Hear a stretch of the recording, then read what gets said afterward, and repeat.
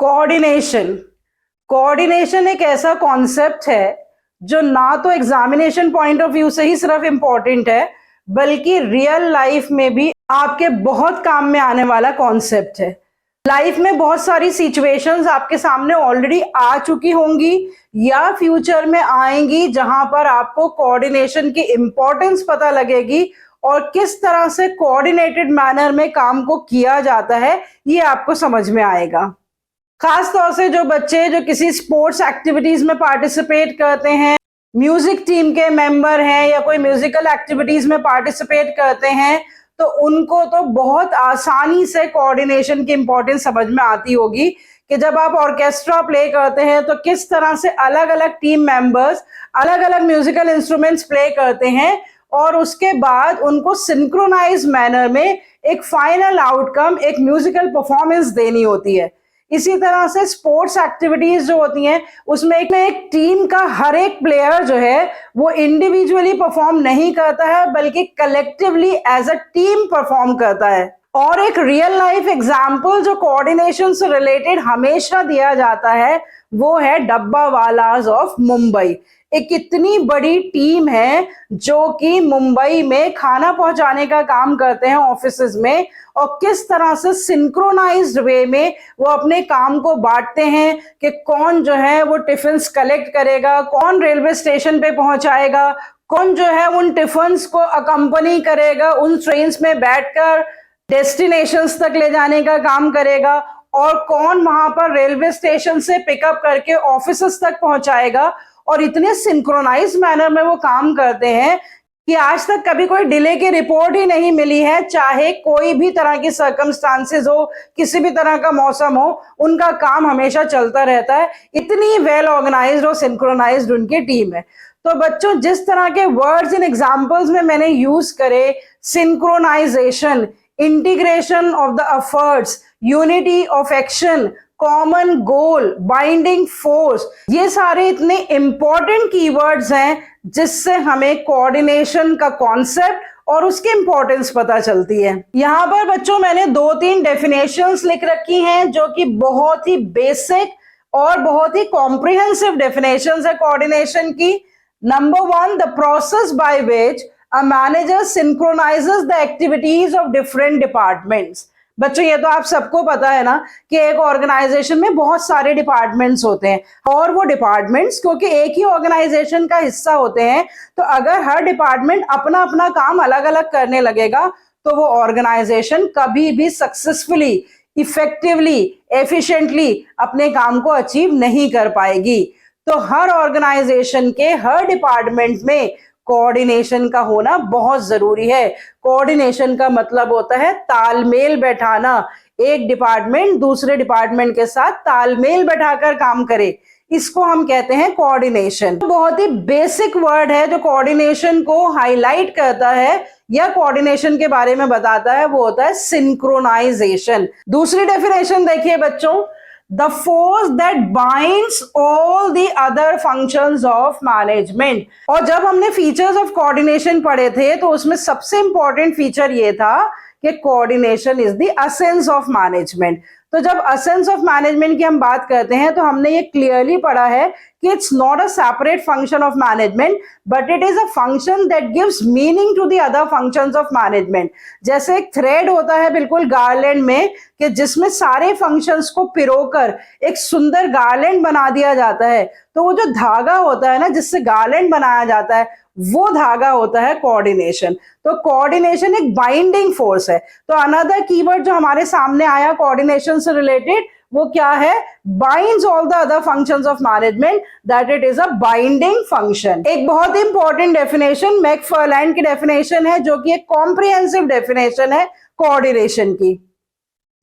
Coordination is the process whereby an executive develops an orderly pattern of group efforts among his subordinates and serves unity of action in the pursuit of common purpose। या जो सारी definitions मैंने यहाँ पर लिख रखी हैं या आपने पहले भी पढ़ रखी हैं, तो उससे जो कीवर्ड्स निकल कर आते हैं कोऑर्डिनेशन के वो क्या है? It is a synchronization activity, this an integration activity, is a balancing activity, timing, then binding force जो मैंने अभी आपसे डिस्कस करा, या फिर असेंस, असेंस कहते हैं किसी चीज के सार को। टीम वर्क की जहां पर भी बात होती है, जहां पर भी यूनिटी ऑफ एक्शन अचीव किया जाता है, जहां पर भी कॉमन गोल्स की बात होती है, तो ये सारे कीवर्ड्स कोऑर्डिनेशन के नेचर को भी हाईलाइट कर रहे हैं और कोऑर्डिनेशन की इंपॉर्टेंस को भी हाईलाइट कर रहे हैं। कोऑर्डिनेशन पे ऑलरेडी मैं एक वीडियो लेक्चर बना चुकी हूं। अगर आपको डिटेल में कोऑर्डिनेशन के बारे में जानना है, आप वो वीडियो लेक्चर देख लीजिए। उसमें कोऑर्डिनेशन की डेफिनेशन, कोऑर्डिनेशन के सारे फीचर्स और कोऑर्डिनेशन की इंपॉर्टेंस हमने डिटेल में डिस्कस कर रखी है। एनसीईआरटी की केस स्टडी है, जिस केस स्टडी से आपको ये पता लग जाएगा कि कौन से कीवर्ड से हमें इस कॉन्सेप्ट को आइडेंटिफाई करना है। देखिए बच्चों, एनसीईआरटी की केस स्टडी है, आपके स्क्रीन पर आपके सामने शेयर कर रही हूं, साथ साथ पढ़ भी रही हूं, आप देखते रहिए। Company x is facing a lot of problems these days. It manufactures goods like washing machines, microwave ovens, refrigerators, and air conditioners. The company's margins are under pressure, and the profits and the market shares are declining. The production department blames the marketing for not meeting the sales target, and the marketing blames the production department for producing goods which are not of good quality, meeting customers' expectations. The finance department blames both the production department and the marketing department for declining return on the investment and bad marketing. State quality of management do you think the company is lacking?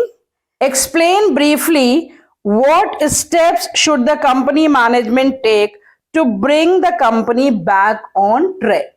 Case study में हमें बहुत सारे words देखने को मिले जो कि हमें क्लियर कट इंडिकेशन दे रहे हैं रिगार्डिंग द कॉन्सेप्ट कोऑर्डिनेशन। क्योंकि यहाँ पर हमने देखा कि एक डिपार्टमेंट दूसरे डिपार्टमेंट को ब्लेम कर रहा है, इसका मतलब कि उनके बीच में तालमेल नहीं है, तभी तो वो ब्लेम कर रहे हैं एक दूसरे को। और इसके लिए जिम्मेदार कौन है? मैनेजमेंट। तो कौन सा कॉन्सेप्ट मिसिंग है? यहाँ पर मिसिंग कॉन्सेप्ट है कोऑर्डिनेशन। और फिर आपसे पूछा है कि क्या करना चाहिए अब मैनेजमेंट को to bring the company on the track.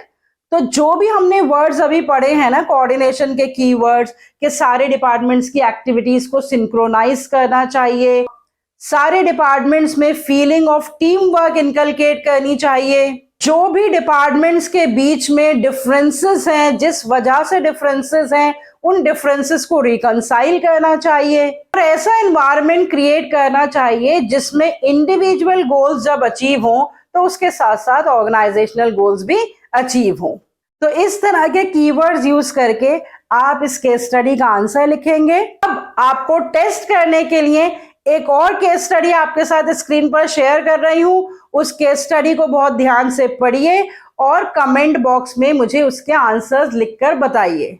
और अगर ये पूरा वीडियो लेक्चर देखने के बाद आपका कोऑर्डिनेशन से रिलेटेड कोई डाउट बाकी नहीं बचा, आपको उसके कीवर्ड्स, उसका कॉन्सेप्ट, उसकी इंपॉर्टेंस बिल्कुल अच्छे से समझ में आ गई, तो बच्चों मेरे चैनल को लाइक, सब्सक्राइब एंड शेयर करिए, क्योंकि मैं आपके लिए दिन रात मेहनत कर रही हूं ताकि आप तक मैं ऐसे कंटेंट को पहुंचा सकूं जिससे आपको हर तरह के एग्जामिनेशन में जो है वो फायदा ही फायदा हो। चाहे इससे रिलेटेड एमसीक्यूज हो, वो आपके सीबीएसई बोर्ड एग्जाम में आए, चाहे सीयूईटी में आए या किसी और कॉम्पिटिटिव एग्जाम में आए, आपकी इतनी कॉन्सेप्ट क्लैरिटी हो जाए कि आप उस आंसर को कभी गलत नहीं लिखें।